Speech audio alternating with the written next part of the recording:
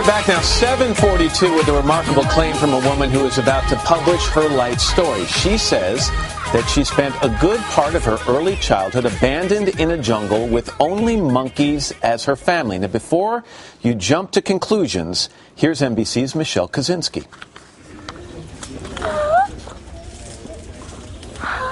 Instantly evident in Marina Chapman is her love for animals, for living. But there is far more.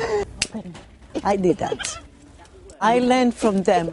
In her new book, Marina makes a bold claim that Capuchin monkeys like these helped keep her alive for possibly 5 years from the age of 4, kidnapped and left alone, she says, in the Colombian jungle. And they became a family. Marina says she survived on their discarded fruit and nuts, that years passed living as they did, eventually forgetting her parents, her own name, even climbing high in the trees, which today, in her mid-60s, she can do. Wow. Get it up. Woohoo! Marina says she encountered hunters who sold her into domestic slavery, that she ran away to life as a thieving street kid. And ultimately, the kindness of a local mother led to a loving adoptive family as a teenager. How can you be sure that these things really happened to you and they're not the imagination of a child? It's not imagination. I know what I know. I'm very sure. You become resilient. You survive. All written down over years by Marina's family of her own. She met her husband at church in the UK, where she traveled with a family she worked for. They have 2 daughters who say they convinced her story had to be shared. And when you were hearing her story, did you just say, what? It wasn't unbelievable to you, like crazy? It made sense. Yeah. When you're raised with her, it's just normal. To it. What stops you from thinking at some point, maybe my mom's been through some stuff, maybe she's a little off balance in some ways, and maybe she made up a lot of this? Oh, we did think about using that lie detector. Yeah, the polygraph. You thought about it? We did think about it. So determined, they say, were they to verify it, they went to Colombia, tracked down locations, people that they say corroborated her story outside the jungle.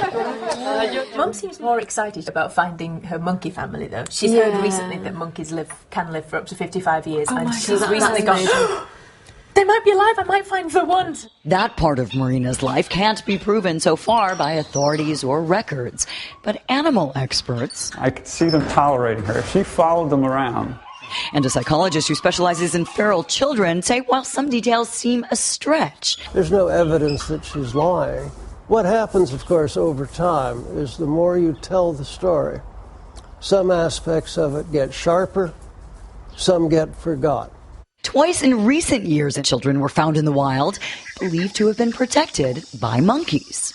Marina's family embraces her at times wild behaviors. Yeah, she's just not a lady. No, she's not a lady.